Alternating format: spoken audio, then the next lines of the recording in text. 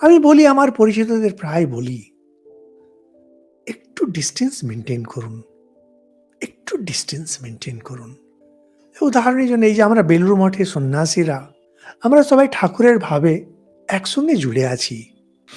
আপনাদের যেমন সংসারে এই ধন, পুত্র, মিত্র, কলত্র, বন্ধু বর্গ রয়েছে, আমাদের এখানে সমস্ত সবকিছু সন্ন্যাসী।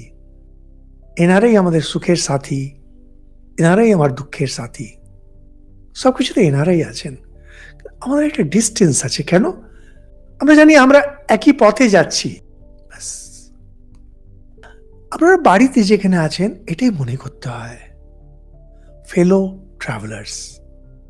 ট্রেনে যখন যাচ্ছেন, ফেলো ট্রাভেলার্স, একই ট্রেনে, একই গন্তব্য, এর বেশি না।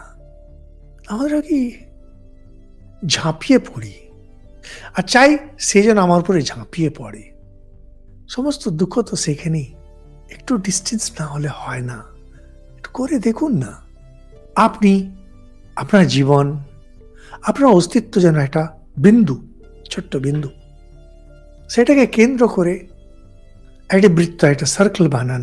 সেই যে রেডিয়াস, যেটা যত দূরে থাকবে, আপনার যত যারাই আছে, পুত্র, মিত্র, ধন, কলত্র, সবকটা ওই ওই সার্কেলের যে পরিসীমা, ওই জায়গাটায় থাকবে।